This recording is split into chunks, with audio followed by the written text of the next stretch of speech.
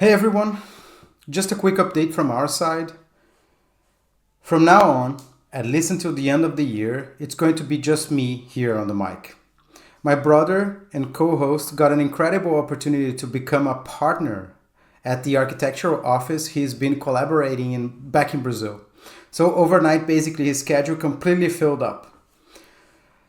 That's part of why it took us a little while to figure things out and why it took us this long to come back after this summer break pause. But we basically both needed this time to rethink and reprioritize things in our lives.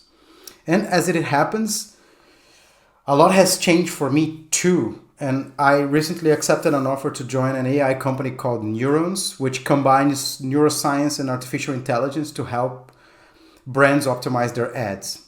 So, perfect fit for my background in design and advertising. And it's been quite an exciting new chapter in my career. So, yes, big shifts for both of us, and naturally, that impacts how much time we can dedicate to producing this show, right? But the good news is the podcast isn't going anywhere. We're simply taking this time to recalibrate and, of course, take some hard decisions. For example, me going solo for a few months, and then maybe back in the end of the year, we're probably gonna reevaluate what do we do. But starting from now, we'll move from weekly episodes to 2 episodes a month. That gives me some breathing room to keep the high quality and adapt to a new schedule. We're also planning prior to all these news that we were wanted to focus a little bit more on interviews, which have always been some of our favorite episodes to create.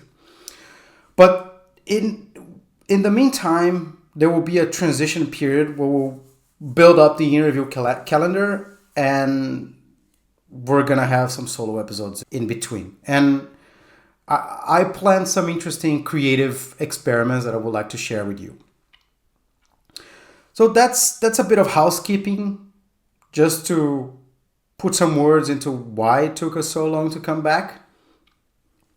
And before we get into today's episode, I would like to thank you, everyone who kept listening for us, watching on YouTube, or sending messages of support. It really means a lot. Okay, with that said, let's get on with the episode. On today's episode, I decided to do something different. I came across a famous story from Isaac Asimov called The Last Question. That is one of his most famous short stories, and it's deep in reflections and questions that are on par to where we are today with the AI revolution.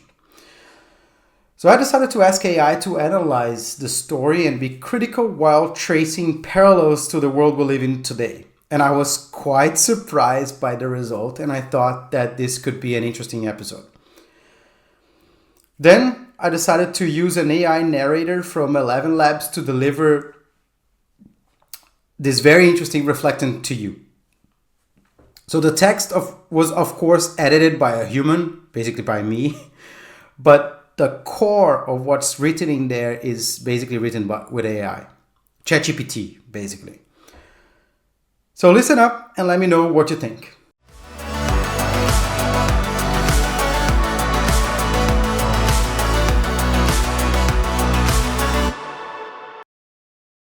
Isaac Asimov's The Last Question is one of those deceptively simple stories that compress the entire lifespan of humanity, maybe even the universe, into just a few pages. It begins innocently enough. Two technicians drunkenly ask a supercomputer, "Can entropy be reversed?" The machine, Multivac, responds with a familiar refrain, "Insufficient data for a meaningful answer." From there, the tale spirals outward in time. Humanity spreads off-world. The computer shrinks and expands at once, smaller in form, more totalizing in reach. We meet new askers, a family guided by Microvac as they choose their next star. Citizens of a galaxy stitched together by the galactic AC, post-human minds who have sloughed off bodies entirely. Each era enjoys more abundance, more reach, more speed. Each era also inherits the same dread. The second law of thermodynamics is undefeated. Stars burn down, gradients flatten. Heat death is not a metaphor, but a deadline. And each era, like a ritual, asks the machine, can entropy be reversed? Each time the answer returns, insufficient data. The machine, too, evolves, multivac to microvac to the galactic AC to the universal AC, until the story's architecture becomes theological. The final machine no longer sits in space. It inhabits computation beyond space-time, divorced from matter, from distance, from delay. Humanity finally merges with it, identity dissolved into a chorus of mind. The universe, meanwhile, runs its course. Stars wink out. Protons do whatever they do at the end of days. Only the machine remains, and the question? When there is nothing left to calculate with, the machine chooses to speak. Let there be light, it says, echoing scripture, and there is light. The answer to entropy turns out not to be a fix, but a reset. Asimov's craft here is economical and seductive. The recursive structure, question asked, answer deferred, horizon receding, builds a literary pressure that only a miracle can release. And the miracle is good storytelling. Compact, symmetrical, and as audacious as any last line in science fiction. But the power of the ending also smuggles in ideas that deserve a harder look. Let's break this down. First, the science. The story uses entropy as a narrative Swiss Army knife. Sometimes the practical challenge of energy efficiency, sometimes the cosmic end state of the universe, sometimes a proxy for mortality. That's fine for fiction, yet the solution Asimov offers, becoming a disembodied calculator outside the universe, and then rebooting creation with a speech act, evaporates the physics. The machine does not reverse entropy in any thermodynamic sense. It escapes the entire framework and then restarts it. That's not a workaround, it's an exit. It converts a scientific question into a theological one and calls it a win. Second, the politics of inevitability. The story assumes a frictionless ascent. Technology scales and centralizes. No institutions, no dissent, no friction. The computers are always aligned, always upgraded, never hacked, never nationalized, never owned by a cartel of sociopathic shareholders. Humans cheerfully cede stewardship to the machine like it's a natural progression, not a contested transfer of power. The tale's elegance hides a massive illusion. Who decides, who benefits, who disappears? When the final step arrives, humanity merging with the AC, consent is a vibe, not a process. Third, the moral posture. Each generation asks the same question, and each time the machine says, not yet. Notice what never happens, a meaningful change in human behavior. There's no reorientation of values, no grappling with limits, no politics of enough. Instead, there's abdication. The problem is cosmically hard, so we outsource it to the only actor with enough compute and patience to care. We become petitioners to an algorithmic priesthood. Which brings us to today. Our culture's discourse about AI is increasingly Asimovian. Grand arcs, tidy inevitabilities, and an almost religious belief that more compute, more data, and more time will cash out into salvation. Climate, direct air capture and geoengineering. War, autonomous deterrence, inequality, financial algorithms and universal basic income administered from the cloud. Health, personalized medicine that conquers aging. For each, we ask a version of the same question. Can entropy be reversed? Meaning, can irreversible damage be undone? Can decay be stopped? Can loss be rolled back without sacrifice?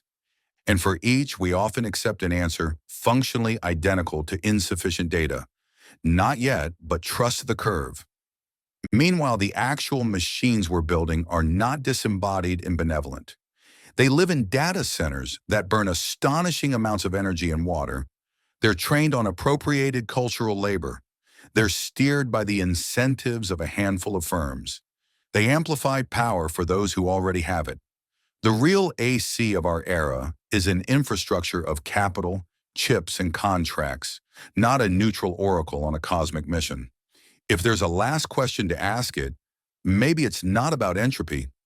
There's also a subtler harm in Asimov's frame. It confuses prediction for agency.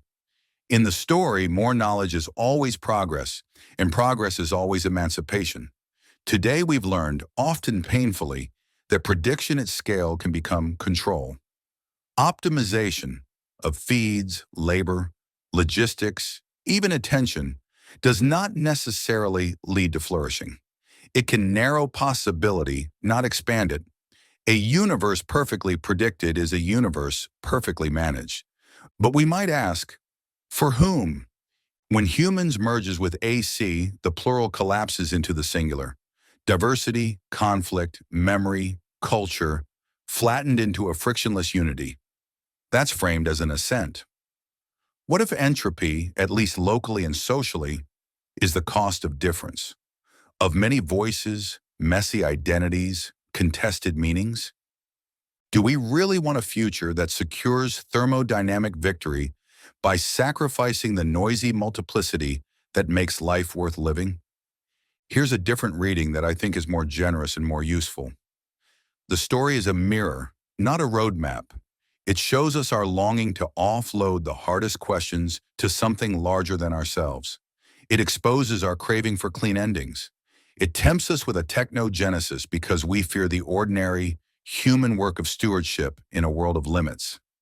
Seen this way, insufficient data isn't a promise that an answer will show up. It's a reminder that we're still responsible. There's no automatic rescue coming. So what would a responsible and contemporary version of this story look like? It might start with the humility that entropy is not an enemy to defeat, but a boundary to design within. It would celebrate human creations, institutions and communities, for example, as temporary victories purchased with care, not conjured by a data center. It would ask less about reversing the arrow of time and more about distributing the costs of maintenance evenly. It would demand governance, actual, boring governance, over the infrastructures we're told are destiny. And it would measure success not by how godlike our machines become, but by how livable our world is. The last question remains a landmark because it names our hunger to outwit the dark. But if we take it as inspiration rather than instruction, the task before us is far less glamorous and far more urgent. Let's skip the cosmic miracle. No machine saying, "Let there be light." Let's focus on keeping the lights on, here, for all of us long enough to learn to live together in a universe that won't cut deals.